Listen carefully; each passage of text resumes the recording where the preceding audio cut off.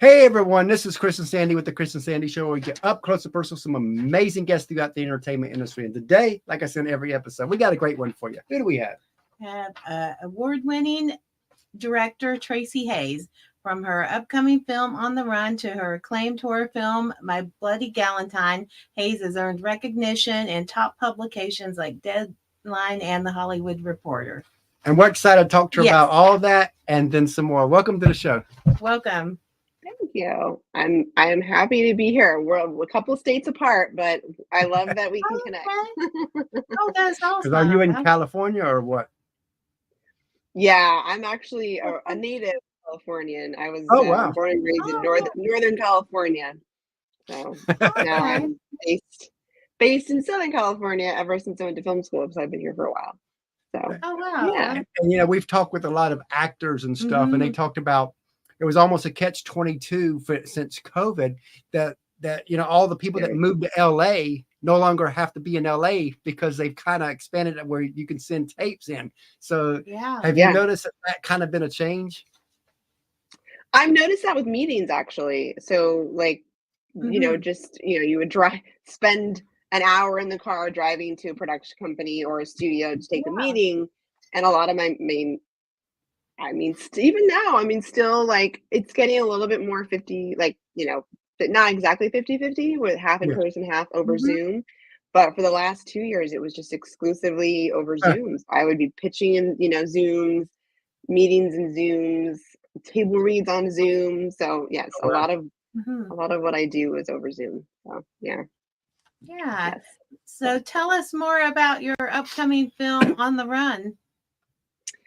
Yeah, I'm On the Run is it's a very action-packed thriller, grounded thriller, I would call it. And it's coming out it's a Tubi original film, and it's about two young girls who are sisters who find out that they've been in witness protection program their whole life because their father testified against this man that was the president of an equivalent of like a Hells Angels biker club.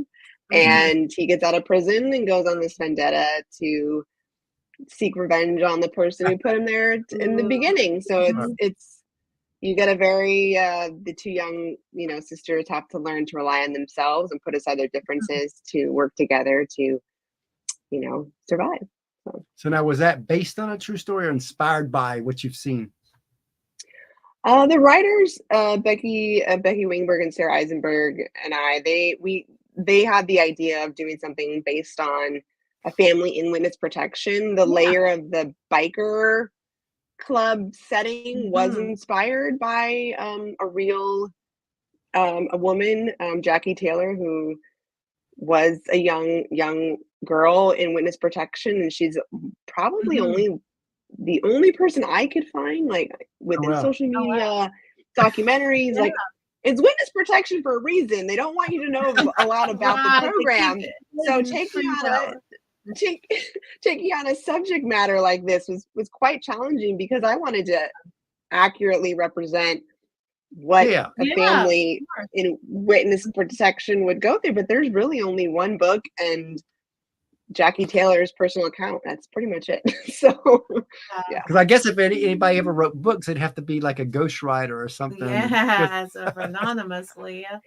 It's interesting. The General Schur, he was the gentleman who started the program back, I want to say, my dates might be wrong, but I want to say it was the 50s, and I don't remember the exact year. But he co-wrote the only book that I found that was factual about how the program started. So it might be a little bit different. It might operate a little bit differently now, because the book only goes up through like the late 90s, like early 2000s. But so. And what's bad is nowadays you could just be walking by somebody and they're filming and it goes viral, and now your face is plastered in front of millions of people. Well, that's true. I think they purposefully put the witnesses in areas that are unassuming. Yes. So places they maybe don't want to, places that people wouldn't think that they would be, I guess, living. Yeah. Sure. Yeah. So now let's go back a little bit. Okay. When did it click for you that directing could be a career move? It's interesting because no one in my life growing up was a filmmaker. So Huh. I didn't, the concept of how movies were made was very foreign until I was a little bit older in high school. But it was, you know, I watched film and television, but I didn't quite understand that, oh, you can make a living, you can get paid to do this thing and to create art. And, the breadcrumbs, so to speak, were always there. I knew that I was creative and I liked telling stories and I liked writing stories. But I think for me, it wasn't until I watched behind the scenes. That was something, I think it was like 2 or 3 hours of behind the scenes from Lord of the Rings. Like Peter Jackson, they had this. Oh, wow.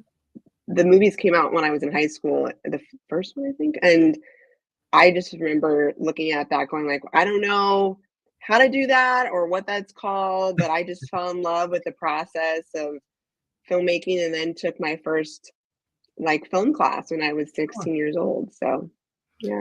So when you took the film class, did it settle you in on, oh, this is for sure what I want to do? Yeah, I mean, you just, how you just kind of fall, you just kind of the moment of you just fall in love with something and you realize you're just meant, it just felt like comfortable and I felt like I could express myself in a way that felt very like personal and vulnerable to me. And I really just loved the process, the collaborative nature of the process of making a film and being able to communicate effectively. And I really just enjoyed the whole process from just the writing stages of a film all the way through post-production. Obviously it was a short film, that my first film I shot on black and white film, which was a lot of fun. That's a whole different way of making a movie. Right. You're like, I hear my money going through the can. It's just, Love that. Yeah, that's just like this show. When first time we really did it, I knew I was supposed to do this, and it was funny because I never realized through the years that we were being prepared for this. Because so many times through the years, Sandy and I would be out and about, and we'd run into just complete strangers, and we'd just end up in a conversation, or I should say, I end up in a conversation. And sometimes she would know that if once I got a little deep in the conversation, it's over. We're not leaving for 40, 50 minutes. We just, you sound like my dad. And she'd have to drag me away sometimes. And so many times she'd get so mad. And now, because of all those conversations, I'm able to do this. That's really cool. See, it was meant, you found something, your gift, and now you're going to share that with others. I mean, that's hard. Not everyone's a conversationalist. It can be challenging for people. So I get that. And what I like the show to be, as you can probably already tell, is I like it to be a conversation. Because I don't want to ask questions and then you answer, and I ask a question and you answer. I want it to feel like we're just neighbors just talking. Love it. Yes, that's fun. So how much has the industry of filmmaking changed since you've been doing this? It's interesting because I shot all my movies in college on film, and I think not just the industry, but how movies were made, learning how to make a movie on film I'm so grateful for that experience and the things I learned.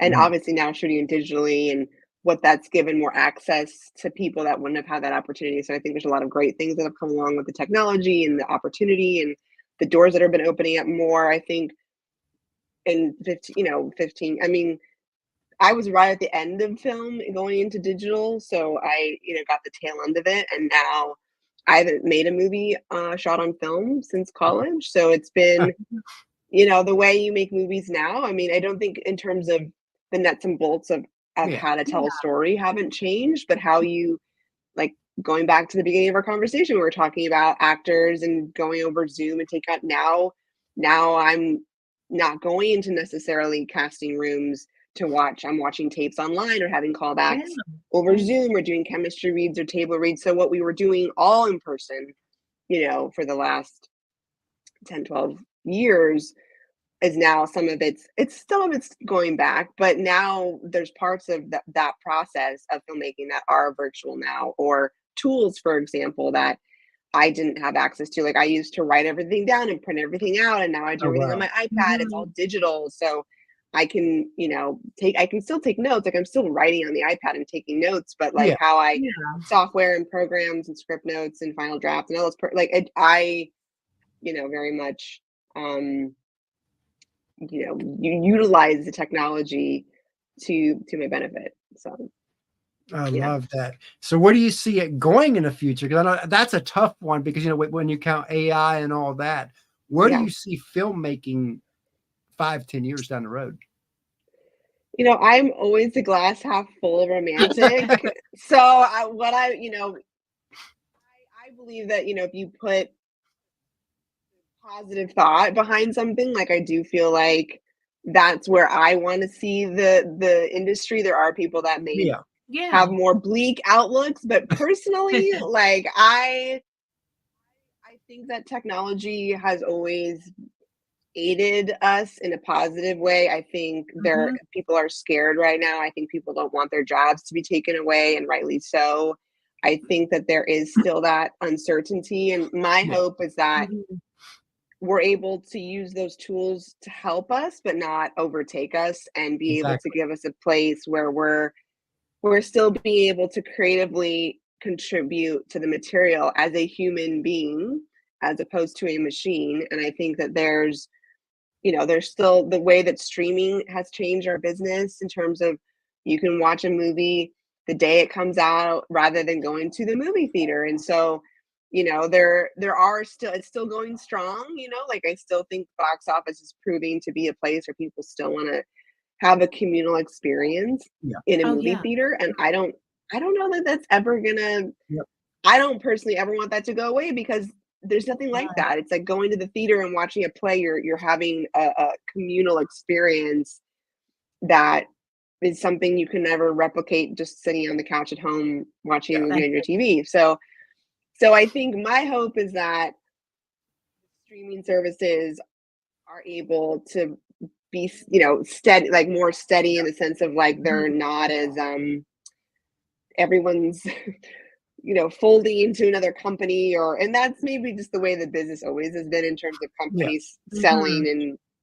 But with change, and disruption, it's always, all the chips are being moved around the table. So my hope is that there's just we come to a resolution with all the possible strikes that are potentially happening, that we're able to meet in a place where we feel like AI is helping us, but is not Yep. taking our jobs away. Mhm. Yeah, because So I think it'll be just like back in the day. If you remember, we had tapes, and then we had then that moved to CDs, which yeah, then moved, yeah, which then moved to MP3s, which eventually then full audio streaming and all that. And of yeah. course, mine and your generations and our generations, we had to pay for all that stuff all the way through, and now we own all that, and we still going to have to pay monthly streaming. I mean, go figure, right? It's crazy that, I remember, I spent so much money that I don't even want to care to look at, for iTunes.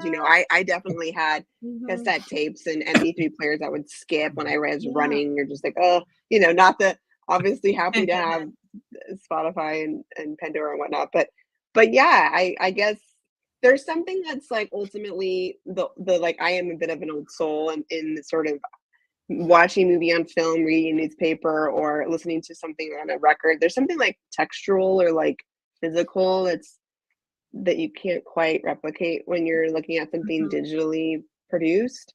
Exactly. Um, so I don't know. Like I'm a bit old school. I like, if I can make my next film on film, I would, in a And heartbeat. I think So the two that that will be a selling point down the road. Let's say the AI does, so to speak, take over, like some people are scared. Well, that would be a selling point where you can get on there and say none of this movie is made with AI. People will want that, will then become how you have branded yourself. You don't use that, and I think I hope so, because it's kind of scary. Like what, Mhm. some of these AI generated commercials, I can still tell. I'm like, yeah, AI has not had their heart broken. They've not, walked home drunk alone. They've never been, never had a child. Like there's just like, it's not a person. But Yeah. like, no matter how long you think they can get, it can help. But I think you'll be able to tell the difference personally. Yeah. And that's like, So even with true. what we do, is sometimes I'll ask AI stuff that I want to think about. And then, but I still overall make that final stuff, So I think that's the way AI should be used, is to enhance what you do, but not become what you do. Yes. That should be the motto. We should get bumper stickers printed. That should just be like every creative person. Remember that. I could not agree more. Yes. Now, doing everything that you do, a lot of people, they see the glory in being a director and all that, but they don't see the grind, the sacrifice, the tears, the struggles it takes not to get to any level within entertainment.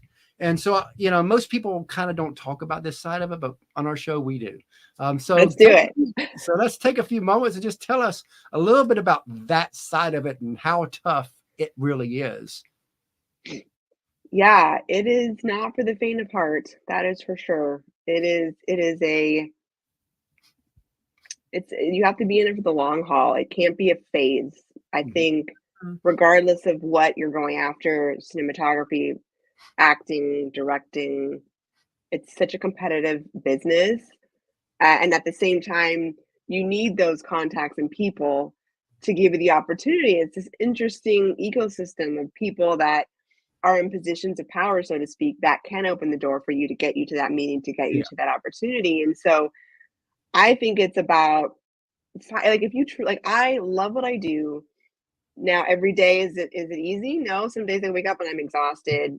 Sometimes I ultimately enjoy the work. Sometimes it's stressful, and I think it's about, I think it's like that end goal. It's like, oh, how do we get to the end goal? And it can get overwhelming. And I personally approach it one day. I try to just look at it one day at a time and just go, okay, what's on the table? What are the projects I'm working on? And it isn't glamorous. I mean, it takes so much, at least for me, like I am so thoughtful in how I approach all the material I'm excited about working on, who I want to work with it on.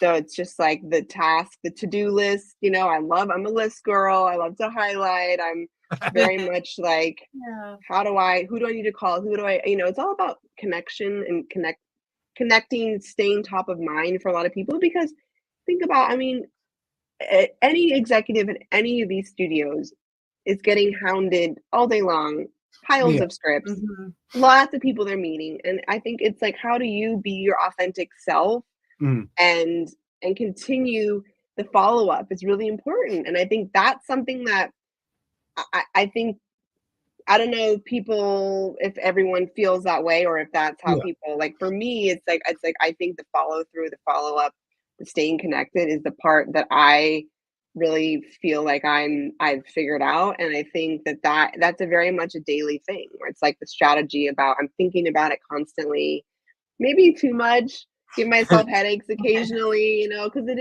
is, I'm thinking about it all the time. Like that's all, like, so it's hard if like people want to have family, or like if somebody wants to have kids, it's like, I think there's a reality check. And I'm not, and believe me, I know so many talented women who are directing, and it's amazing to see, but there's something is always the priority and the, sacrifice.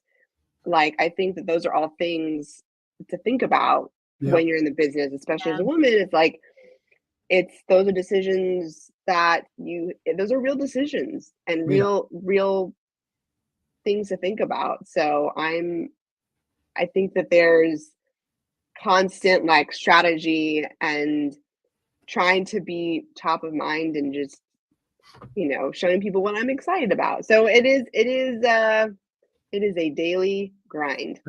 So, and, speaking of women, I see that you're also a part of Women in Film. Tell us about that. Yeah, I'm a part of a few wonderful women organizations in Los Angeles. Women in Film is definitely one of them. There's Women in Film, Alliance of Women Directors, and Moonshot Initiative, and they're all under this umbrella of to support their community and open doors and hold. I was just at a mixer last night, actually, just meeting with other filmmakers, not just female directors, but composers and cinematographers and actors. And because I think that, you know, I think that if we rise together, I believe that we can rise together, support people. Obviously, it is competitive, and I think at the end of the day, it's the work that you're, you know, that I think that's what stands out, or, you know, just like the work that you do, but and the personality. Like, I think that having, you know, meeting great people through these organizations, and they have discounts, like a lot of these film festivals are expensive to apply to. So to have discounts or opportunities or mixers or workshops where you're learning things, I think I had so much to learn. I'm so far from knowing enough of things. So constantly trying to apply myself. I'm in school. I'm back in school all the time. Like, just trying to learn. Life is school, right? Yeah. Student of learning. Yes. I love that. So how do you keep the your vision, creative vision going, and still balancing what maybe the actors and other people part of the project have some feel? How do you collaborate all that? Yeah, I think it always starts with the story and the script. And when we're talking specifically about feature films, because it is different in television in terms of how you approach that as a director. But if we're talking specifically about features for now, it starts with a lookbook or a tone deck that I put together. A lot of filmmakers will, to kind of visually show your, you know, your cast, your heads of department, like what you're thinking for the film. And then it's a lot of conversations and a lot of meetings, and it's a lot of everyday talking. It's a lot of meetings with a lot of different people, and just answering questions and just being really decisive and knowing what you want and and just keeping on that path and not wavering from it, and just going, this is what I see for the film. And ultimately, you know, the best idea should win. Like, there's ideas that I don't think of, and like, you hope that you're surrounded with heads of the department that are more talented than you could have ever been. Like, you want those people to bring those ideas, because they're probably thinking about it. I mean, you're thinking about a million things. So to have the support of people around you, but it all starts with clear communication, visual language, and almost like you're creating a new handbook for every project you work on. It's like a little cheat sheet of like how to, when in doubt, like, this is the color palette, stay away from that color, or, you know, we don't need to use handheld camera movements because that's not the kind of tone of the film we're going after. So it just depends on each film and what, at least for me, what I'm trying to say with it. Love that. So Yeah. you know, a lot of people, they see you, but they don't see the team around you, of the village, so to speak. And in our opinion, they never get any recognition on our show. They get a little love. Yeah. Take a few moments and tell us about the team that helps you be who you are. I love that. And that's a very, very good point, because it does take a village. And I am very fortunate. I have two incredible agents. I am repped at Culture Creative Entertainment with Karen Kirkran and Adrian Gonzalez. And I have been with them for almost 4+ years now. And I also have a wonderful PR team. With Cass and Jessica and Melanie, and I think it is this continual check-in of just knowing, you know, that they're thinking big picture. They're thinking about things that I'm not thinking about, and bringing that to my attention, because it's a lot to, you know, they're in the heartbeat every day talking to people that I'm not talking to. And so it's just getting the contract signed, obviously I also have a lawyer. So like, those part of the team, right? It's like, you got to look at your contracts, and they're looking at, they're vetting, they're doing a lot of vetting. They're like, who is this person? Do you want to work with this person? Is this the right, so they have my best interest in mind and at heart, and they're very dedicated to what they're after it. They have a very similar work ethic to me, and I think that's why we work well together.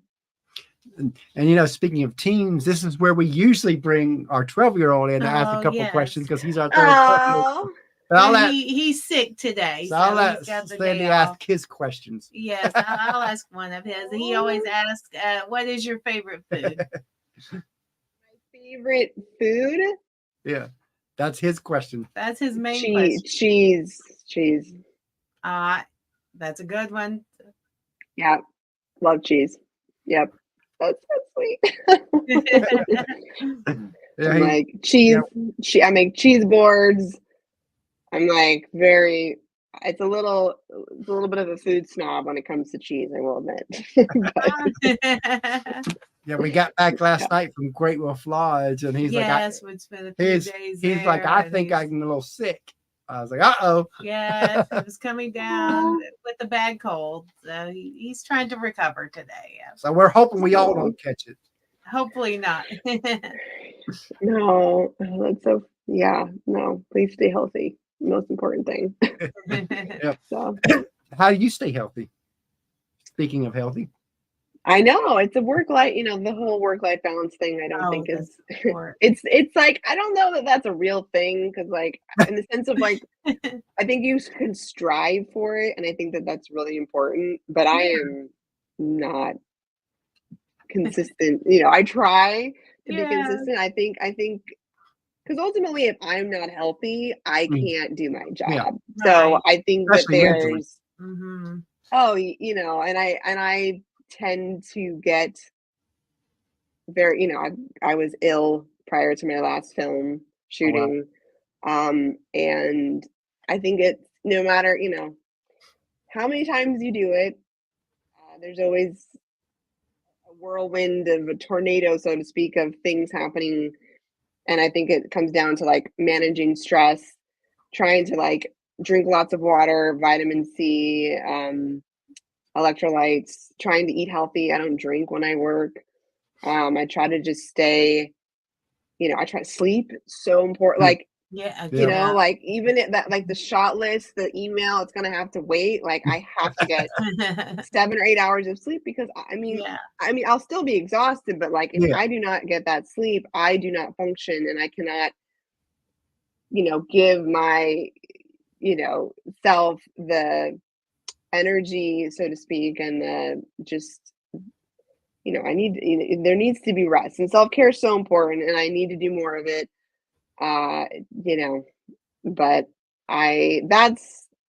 there's not like a secret, but that's for me anyway. It's like and speaking of life work balance, I think too that there's always going to be seasons, and I think some people try to put things in the wrong season where maybe the season where they have to hunker down and trying to keep it balanced, and it's close to impossible in that season. But then there's a season that will come when you can have that work-life balance. And I'm in that right now. Like because I'm not in production currently, when I'm in production, the whole like working out every day and all that, it's really hard to do that.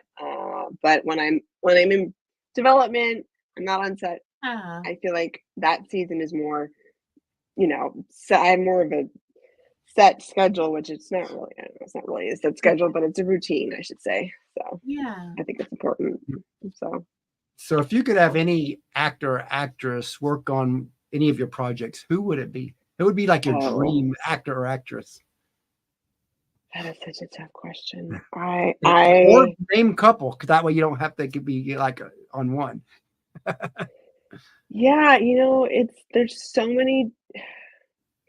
That's a really tough question, and I think because I get I love like genre blending content, whether it's features or television, and there's some incredible actors doing incredible things. And there's also actors I grew up watching and loving that I would be, there's so many, and it also depends on the role, not every actor is right for every role. I don't know. I know I don't want to like name names but there's it's tough because I think there's so many talented people. I mean, I grew up with certain actors like Winona Ryder and Meryl Streep, and obviously there's something nostalgic about Yeah.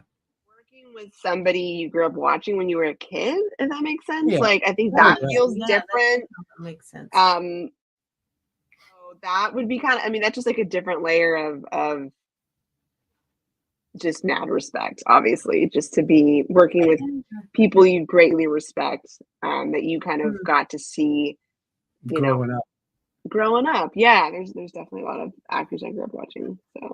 So what's a movie that you've seen that you wish you kind of wrote, that you were like thought, man, I should have wrote that? You know, it's it's interesting. You could give the same script to every filmmaker and the movie would be different for every filmmaker.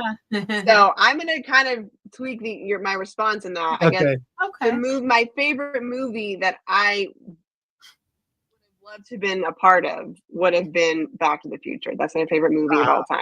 And obviously Robert Zemeckis is a genius. Yeah. And is incredible, and I could never see that movie being made differently. But I think that there's something magical that sparks in me when I watch that film, and that's something that I try to dissect and figure out and rewatch. And I've seen that movie so many times on the big screen and saw the musical, and I think that there's something that's a movie that, like, oh man, I want to find that movie that I get to make, in my career. So where would you like to be in 5 years? 5 years. That is a great question. And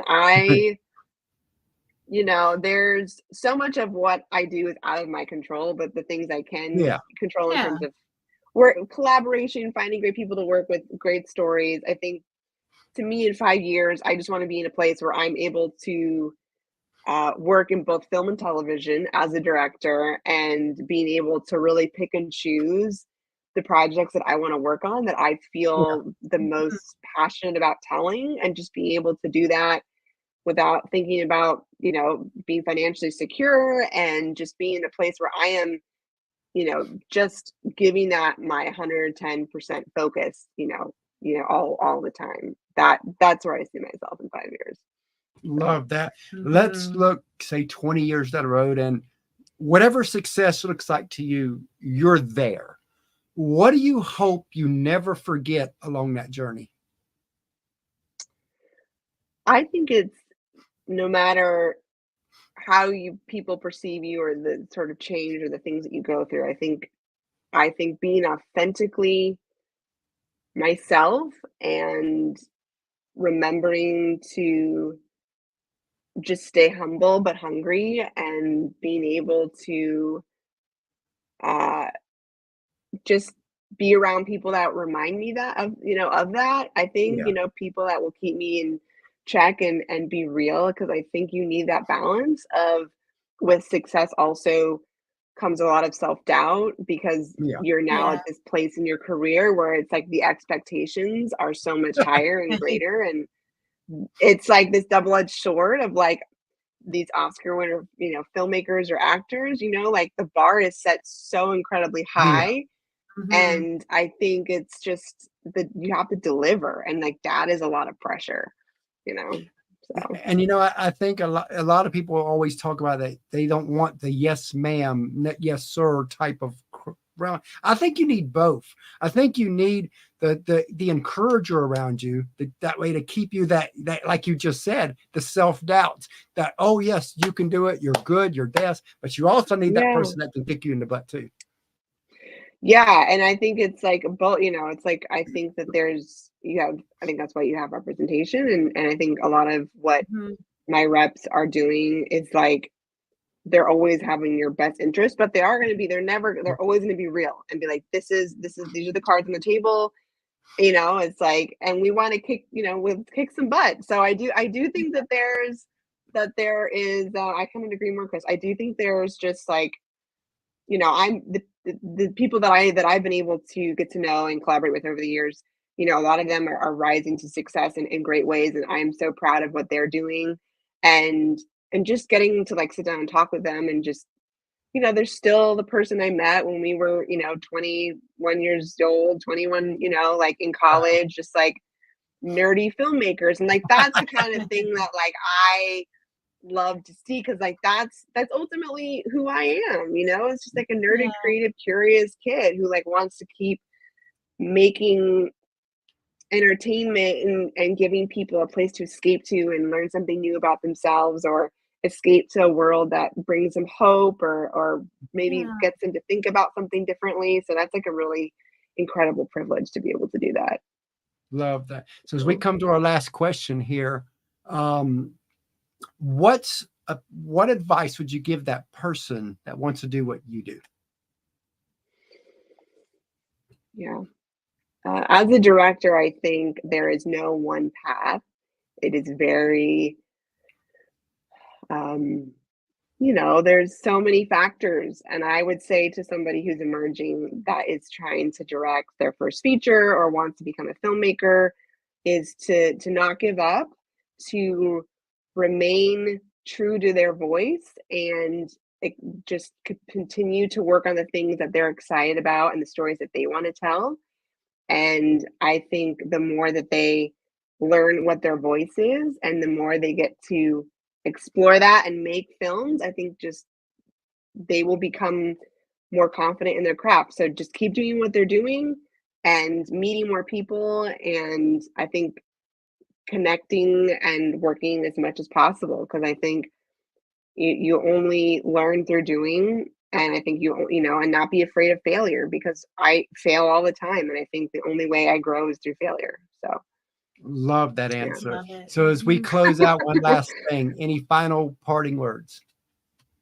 Oh man, no, I mean, this has been great. I just hope that through these conversations, just like, I just love getting to talk with you guys, and just, I almost feel like, talking to my younger self sometimes, where you're just like, don't give up, keep going, like, get out of your own way, like and I don't know, like, if I had, we all find our own path and our own way, but it is such a bizarre, entertainment business is so bizarre, and it is so cutthroat, and it's so rewarding, and it's so depressing, and it's so amazing. It's like, it's all of it, package. It's like a mood ring for all those kids that remembered what those were back in the day. But I don't know, like, I'm very grateful, and I'm just gonna put my head down and get back to work. So I love that. Awesome. We appreciate you coming on. We do, yeah. And you're always welcome back. Oh, great. Okay, my next film. Let's go. Sounds good. Thank you. Awesome. Of course, you guys. Thank you.